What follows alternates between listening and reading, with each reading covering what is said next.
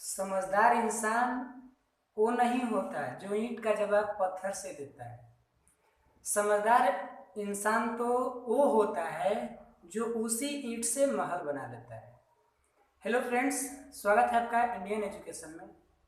आज हम लोग पढ़ेंगे केमिस्ट्री का एक टॉपिक है जिसका नाम है धातुओं की प्राप्ति, जिसको हम इंग्लिश में बोलते हैं ऑक्यूरेंस ऑफ मेटल्स। यानी हमें धातु कहाँ से प्राप्त होते हैं। अगर कोई प्रश्न कर दे कि धातु कहाँ से प्राप्त की जाती है तो इसी के बारे में हम पढ़ते हैं। तो समझिए कि जो धातु प्राप्त होती हैं वो हमें अधिकतर पृथ्वी के परत से प्राप्त होती हैं। यानी जो पृथ्वी के परत है उसको हम लोग बोलते हैं भूपर्पटी। तो धातु की प्राप्ति कहाँ से होती है? पृथ्वी की परत से। लेकिन धातु की जो प्राप्ति होती है वो कितने रूपों से होती है, इसी को यहाँ पर हमें पढ़ना है। तो यहाँ पर हम लिखेंगे धातुओं की प्राप्ति। धातुओं की प्राप्ति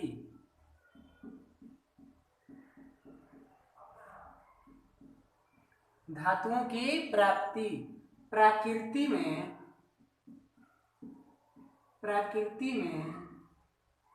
दो रूपों में पाई जाती है। दो रूपों में पाई जाती है। इसका मतलब क्या है समझा रहे हैं।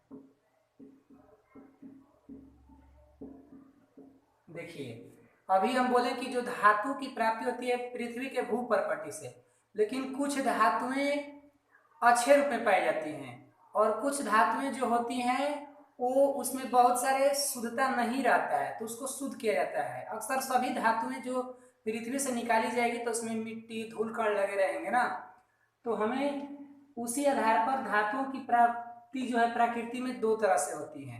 कौन कौन? तो यहाँ पर हम पहला लिखेंगे। पहला है मुक्त अवस्था। मुक्त अवस्था, या इसको हम मुक्त अवस्था को स्वतंत्र अवस्था भी कह सकते हैं। स्वतंत्र अवस्था। तो पहला क्वेश्चन था, जैसे अगर क्वेश्चन बनेगा कि धातुओं की प्राप्ति कैसे होती है, तो आंसर में हमें बोलेंगे कि धातुओं की प्राप्ति प्रकृति में दो रूपों में होती है। कौन कौन? तो पहला मुक्त अवस्था, इसको हम स्वतंत्र अवस्था भी कहते हैं। इंग्लिश में से क्या लिखेंगे? Free state. Free state. और दूसरा है संयुक्त अवस्था। संयुक्त अवस्था। दूसरा कौन है? संयुक्त अवस्था। इसका इंग्लिश क्या होगा? Combined. Combined state. Combined state. COMBINED कुछ इसे कॉम्बिनेशन भी बोल सकते हैं ना, कॉम्बिनेशन। तो कंबाइंड स्टेट और फ्री स्टेट इंग्लिश में। और हिंदी में क्या बोलेंगे कि प्रकृति में धातुओं की प्राप्ति दो रूपों में होती है। पहला तो मुक्त अवस्था, दूसरा संयुक्त अवस्था। अब हम इसके डिफिनेशन को पढ़ेंगे कि मुक्त अवस्था में धातु कौन कौन है, कैसे है। तो इसको डैश देकर लिखेंगे। मुक्त अवस्था लिखिए या संयुक्त अवस्था, कोई मुक्त अवस्था लिखिए या स्वतंत्र अवस्था, से कोई दिक्कत नहीं है। यहां पर हम लिखेंगे, इसको बोलते हैं प्रकृति में पाई जाने वाली वैसी धातुएं जिन पर CO2, N2, यानी हम इंग्लिश में लिख रहे हैं, अगर हिंदी में लिखेंगे तो कार्बन डाइऑक्साइड, नाइट्रोजन ऐसे लिख सकते हैं, जिस पर CO2, N2,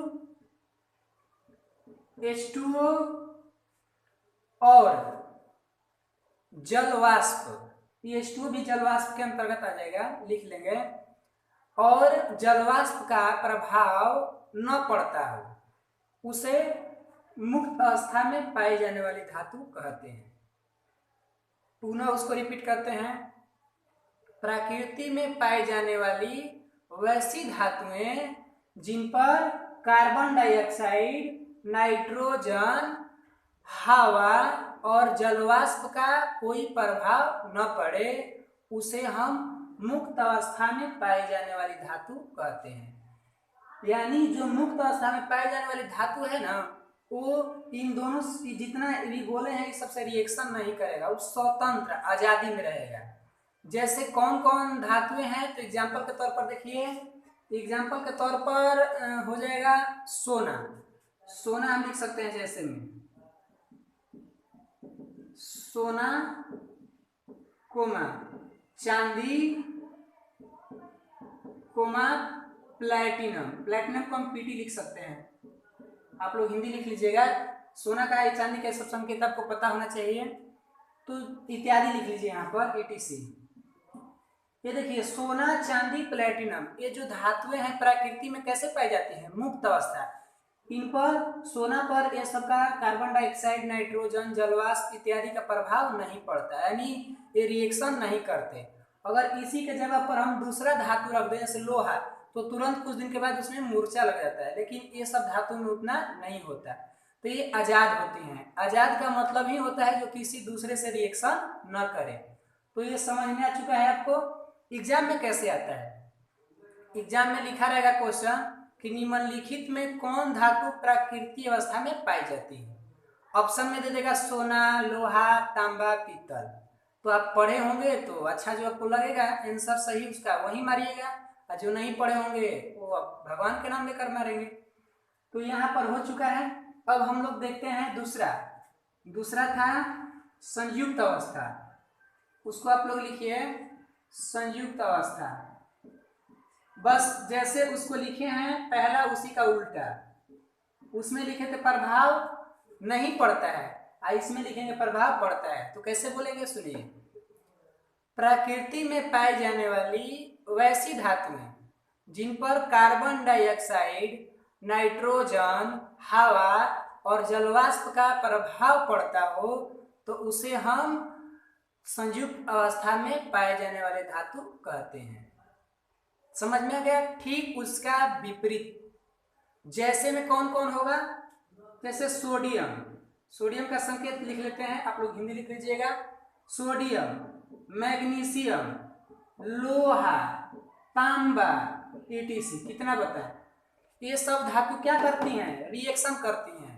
आपको पता है कि सोडियम को तुरंत रखेंगे तो हवा में आग पकड़ लेता है। तो इससे क्या पता चला कि प्रकृति में कई रूप में धातु पाई जाती हैं। तो आंसर में क्या बोलेंगे, दो रूपों में, पहला मुक्त अवस्था, दूसरा संयुक्त अवस्था। मुक्त अवस्था में जो धातु पाई जाएगी वो किसी से रिएक्शन नहीं करेंगी, शायद ही कर सकती है, और जो संयुक्त में पाई जाती हैं ये सब क्या करेंगे, रिएक्शन करेंगी। तो ये हमारा मुक्त अवस्था संयुक्त अवस्था खत्म हुआ। अब नोट में लिखते हैं, नोट में लिखेंगे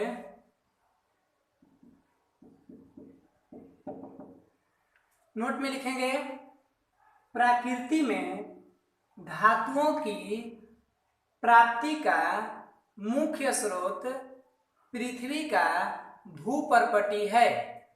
भूपर्पटी है। जैसे एग्जाम में आ जाएगा क्वेश्चन कि प्रकृति में धातुओं की प्राप्ति का मुख्य स्रोत क्या है, तो भूपर्पटी। भूपर्पटी किसे कहते हैं, तो पृथ्वी के जो बाहरी परत होता है जिस पर हम लोग रहते हैं, निवास करते हैं, उसी को भूपर्पटी कहते हैं। तो सबसे ज्यादा धातु कहाँ पाई जाती है, तो पृथ्वी के भूपर्पटी में। इसके अलावे नोट नंबर 2 में लिखिए, ये नोट नंबर 1 था, नोट नंबर 2 में लिखेंगे कुछ धातुएं समुद्री जल में भी पाई जाती है। जैसे कुछ धातुएं कहाँ पाई जाती है, समुद्री जल में। जैसे में सोडियम, ये समुद्री जल में पाई जाती है। और एक सोडियम हो गया। अब एक तत्व है क्लोरीन भी पाई जाता है ना, क्योंकि समुद्र का जो पानी होता है वो नमकीन होता है। तो नमकीन का मतलब नमक, और नमक में NaCl यानी सोडियम धातु पाई जाती है। ये बहुत ही VVI तौर पर है, क्योंकि एग्जाम में पूछता है या कोई भी पूछ सकता है कि समुद्री जल में कौन सा तत्व पाया जाता है या कौन सा धातु पाया जाता है, तो आपका आंसर क्या होगा। तो पूछता है तो क्लोरीन बोल देंगे, सोडियम बोल देंगे। केवल धातु पूछेगा तो सोडियम कहेंगे ना। तो समुद्री जल में सबसे अधिक कौन सा तत्व पाया जाता है या कौन सा धातु, तो सोडियम समझ में आ चुका है। अब थोड़ा सा देखते हैं कि भूपर्पटी में कौन कौन धातु पाई जाती हैं। तो यहाँ पर हम बना लेते हैं ऐसे भूपर्पटी लिख लेते हैं। ये नोट नंबर 3 कर दीजिएगा इसको। भूपर्पटी देखिए इसमें ऐसे हम फिगर के माध्यम से ग्राफ खींचकर बन लेंगे तो अच्छा रहेगा। भूपर्पटी में संकेत के रूप में केवल हम तत्वों का नाम लिखेंगे धातुओं का। सबसे ज्यादा पाई जाती है तो एल्युमिनियम का परसेंट 7%, ठीक है। उसके बाद लोहा, लोहा का परसेंट 4%, ठीक है। उसके बाद कैल्शियम, कैल्शियम का परसेंट 3%। उसके बाद कौन पाई जाती है सोडियम, सोडियम कितना परसेंट 2.5%। ये जो है और भी है लेकिन बस इतना ही हमको याद रखेंगे। अब देखिए 7% एल्युमिनियम, 4% लोहा, 3% कैल्शियम और 2.5% सोडियम। मैग्नीशियम भी लिख लीजिए 2%, मैग्नीशियम 2%। अब आपको लगेगा कि सर यहाँ पर ये जोड़ने से तो 100% नहीं हो रहा है, तो हम अभी भूपर्पटी में किसके बारे में बता रहे हैं, धातु के बारे में। धातु की प्रतिशत मात्रा, प्रतिशत मात्रा। तो ये देखिए अब हम 100% क्यों नहीं हो रहा है, क्योंकि धातु के अलावा पृथ्वी के सतह में उपधातु भी है, तत्व भी है और अधातु भी है, इसीलिए 100% यहाँ नहीं हुआ है। वो सबको छोड़कर केवल धातु के मात्रा के बारे में बताया जाएगा। जैसे हम मानते हैं कि कोई क्लास है, उसमें कोई आपसे बोला कि जाइए उसमें केवल लड़का का संख्या काउंट करके आइए, तो आप लड़का का ही ना संख्या काउंट करिएगा, उसमें लड़की भी बैठी हैं और भी टीचर भी हैं, तो सबको काउंट करके तो नहीं ना आएंगे। तो इसी प्रकार हमसे केवल धातु के बारे में पढ़ाया जा रहा है यहाँ पर, तो हम केवल धातु का ही प्रतिशत मात्रा जान रहे हैं ना, इसीलिए 100% नहीं हो रहा है। अब एक प्रश्न बनता है, प्रश्न बनेगा कि पृथ्वी के भूपर्पटी में सबसे अधिक मात्रा में कौन सी धातु पाई जाती है। तो उसका आंसर क्या होगा, यहाँ फिगर के माध्यम से 7% एल्युमिनियम, यानी सबसे अधिक कौन सी धातु पाई जाती है पृथ्वी के भूपर्पटी में, तो बोलेंगे एल्युमिनियम, ठीक है। तो ये हमारा धातुओं की प्राप्ति जो था ये क्या हो चुका, समाप्त हो चुका। तो आपसे हम मिलेंगे अगले वीडियो में, आप इसको जितना भी पढ़ें अच्छे से याद रखेंगे। और एक क्वेश्चन आपसे है कि पृथ्वी में सबसे अधिक कौन सा तत्व पाया जाता है, उसका आंसर हमें कमेंट में करिएगा। तो बस आज के लिए इतना ही, मिलते हैं अगले वीडियो में। Change your self and people will be change, इसका मतलब आप खुद बदलेंगे तब लोग आपको देखकर बदल जाएंगे। ये नहीं सोचना है कि पहले वो बदले तो हम बदले, तो जीवन खत्म हो जाएगा उसको बदलने में और आपका भी जीवन खत्म हो जाएगा। तो हमें दूसरे को नहीं देखना है कि दूसरा क्या कर रहा है, हमें खुद को देखना है कि हम क्या कर रहे हैं। अगर हम दूसरे को देखेंगे तो हम अपने आप को भी भूल जाएंगे कि हम क्या हैं। तो थैंक्स।